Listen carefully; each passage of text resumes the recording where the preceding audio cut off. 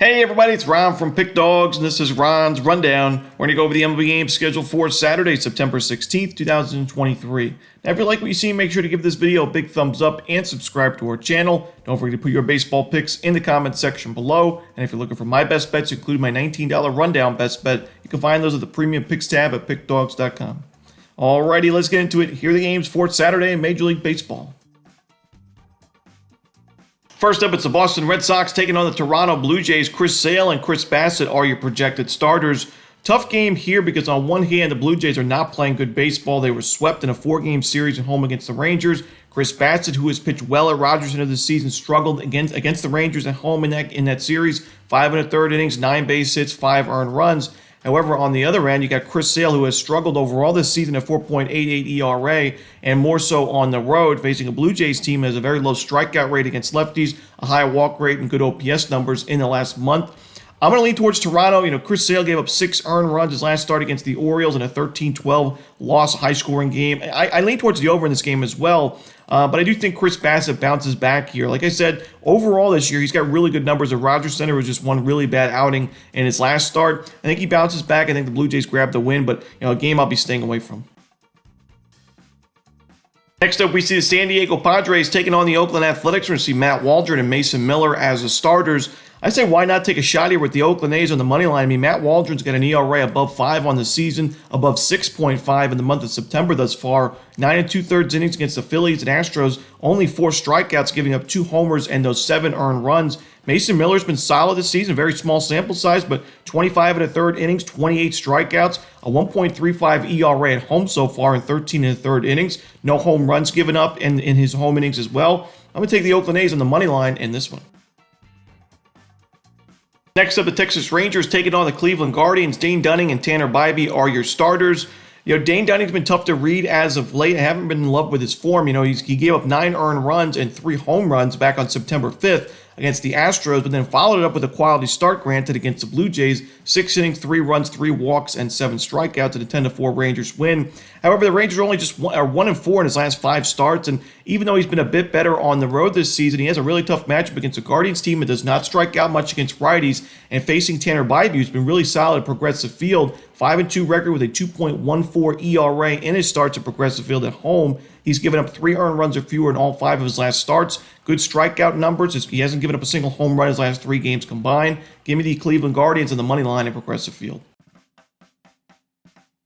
Next up, we see the Tampa Bay Rays taking on the Baltimore Orioles. Tyler Glasnow and Grayson Rodriguez are your starters. I'm going to go with a bit of a contrarian over in this game, as we have 2 good starting pitchers on the mound. Grayson Rodriguez has been a lot better in the second half of the season. Glasnow has been, one of the better starting pitchers in the American League when healthy. However, the Orioles have been able to get to Glasnow this season. In 11 1/3 innings, he's given up 8 earned runs and 2 home runs for a 6.35 ERA against Baltimore. And Glasnow's been better at Tropicana Field this season slightly. We find him on the road in this game. Grayson Rodriguez, like I said, he's been really sharp in the second half of the season. However, as of late, I'm a little bit concerned with his form. His pitch counts are going up in early in games. He's given up a good amount of base runners as well. He gave up 7 base hits and 2 walks his last start, 7 base hits, a home run, and 2 walks in the game before that against the Angels. And even though Tampa Bay, Grayson Rodriguez has pretty good numbers against Tampa Bay thus far, I've watched those games, and I do think they have pretty good at-bats against Grayson Rodriguez, a pretty good approach against him, and they're able to work the pitch counts. I think they'll be able to get to him at home in this one. I'm going to take the over in this game. I don't think either of these starting pitchers last too deep into this ballgame. I think we see them both leave the game by the 6th inning, and both of these bullpens have been worked pretty heavily, especially Tampa Bay's in the last series or 2. So give me the over here in Tampa Bay, Baltimore. Next up, the Cincinnati Reds taking on the New York Mets. Andrew Abbott and Tyler McGill are your starters. Now, we know it's been a disappointing season for a team that at the beginning of the season had the highest payroll in baseball in the New York Mets. However, this team's actually a few games above 500 at Citi Field, and one could argue playing its best baseball of this season. We saw what they did against an Arizona Diamondbacks team that was fighting for their lives in the National League wildcard race, and the Mets took the final 3 games of that series, scoring 7+ runs in all of them. And now you're facing Andrew Abbott, who's been not in the best of form as of late. The Mets actually had pretty good numbers against lefties in the last month.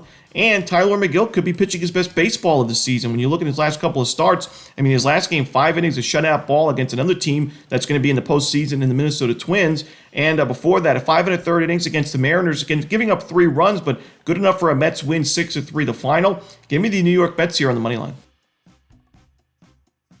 Next up, we see the Houston Astros taking on the Kansas City Royals. JP France and Cole Ragans are your starters. Now, I think there's 2 ways of looking at this game, and you can make the decision of where you want to go. But we've talked about Cole Ragans being one of the better starting pitchers in baseball, really, in the second half of the season, but certainly in the last month and a half or so. And he was the pitcher of the month in the American League in the month of August. And you could say we're getting one of the better pitchers right now in baseball at a plus money price at home. What a great value, spot here for the Royals. Or you could say we're getting Houston Astros, one of the best teams in baseball, especially when they're playing in the month of September, right down to the playoff race. We're getting the Houston Astros against one of the worst teams in baseball. Kansas City going into Friday's games 46 and 101, their record right now. We're getting Houston at that good of a price with a solid pitcher in JP France, who's been really good on the road this season, 6-2 to 2.6 ERA. I'm leaning towards the latter here. I think the value is with Houston because Cole Ragans, even if he pitches well in this game, even if he goes 5-6 strong innings, we got to worry about that Royals bullpen. And I'm not so sure Ragans is even going to pitch well in this game because he's facing probably one of the toughest matchups of the season for him against a Houston Astros team that's got a very low strikeout rate, very high walk rate, good OPS and ISO numbers against lefties virtually all season, certainly in the last 30 days. And Ragans is coming off a start against the Blue Jays where he walked 6 batters, so the control was off in that ball game. Give me the Houston Astros at a reasonable price, very reasonable price on the money line.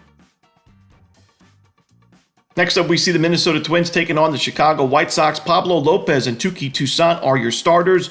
Pablo Lopez has been very sharp on the road this season with a sub-3 ERA. I think he pitches well here. I think his Twins bats back him up. Touki Toussaint, an ERA now above 5.6 on the season. His last game giving up 8 earned runs and only 1 inning of work against the Kansas City Royals. Now, granted, he faced the same lineup twice in the same week, which is never easy, but this is also not an easy matchup for him. He struggled at guaranteed rate field. The Twins have good numbers against righties, power-wise, especially in the last month. Give me the Minnesota Twins here on the money line and run line on the road. Next up, we see the Washington Nationals taking on the Milwaukee Brewers. Trevor Williams and Corbin Burnes are your starters. And I know the Brewers have not done well against right-handed pitching offensively in the last month, but this is still just too much of a pitching mismatch for me to take the Nationals here. Got to go with Milwaukee laying the 1.5 runs. Trevor Williams, he's just really struggled in the second half of the season. Now an ERA above 5 at 5.44. His last 2 games against the Marlins and Dodgers, 8 1/3 innings, 20 base hits, 15 total runs, 14 of those were earned, and 5 home runs. I think Milwaukee should be able to get to him and this Nationals bullpen. Corbin Burnes has actually been better on the road by far this season. He's got a 4.35 ERA at home, but I still think he's the much better option on the mound. He's in good form. Give me the Brewers here laying the 1.5 runs. Next up, we see the Philadelphia Phillies taking on the St. Louis Cardinals. Ranger Suarez and Miles Mikolas are your starters. Ranger Suarez has actually been a lot better on the road this season with a 2.89 ERA, 53 innings of work away from Citizens Bank Park. He's given up 3 earned runs or fewer in each of his last 5 starts, and the St. Louis Cardinals don't have the best numbers against lefties offensively in the last 30 days. Miles Mikolas has struggled at home this year with an ERA above 5 at Busch Stadium. Pretty surprising considering Busch Stadium, known as a pitcher-friendly ballpark, but Mikolas' 2-5 record in those 81 innings with only 62 strikeouts. He has a very tough matchup here. He's had a couple of tough matchups lately against the Reds at Great American, against the Braves and Truist, and now against the Philadelphia Phillies team that in the last month is number 1 in baseball in team OPS against righties, number 1 in baseball in isolated power, a low strikeout rate and high walk rate to go with it. Give me the Philadelphia Phillies here on the money line. I'd lay 1.5 runs as well. Next up, the Chicago Cubs taking on the Arizona Diamondbacks. We see Kyle Hendricks and Zach Davies as your starters. To me, Chicago has a big advantage of the pitching side of things in this game where the bullpen in the last month, a solid sub-4 ERA with good expected numbers. Arizona an ERA above 4 in the bullpen with a little bit below league average expected numbers to go with it. Zach Davies has not pitched well this season, whether he's been at home or on the road. At home, 1-4 record, 6.23 ERA in 52 innings. He's given up 8 earned runs his last 7 innings of work. The Diamondbacks won those games. I don't think that, those were against losing record teams in the Mets and Rockies. Against Hendricks, who's been better on the road and a very good Cubs lineup, I just can't get there with Davies and the Diamondbacks here. So give me Chicago on the money line.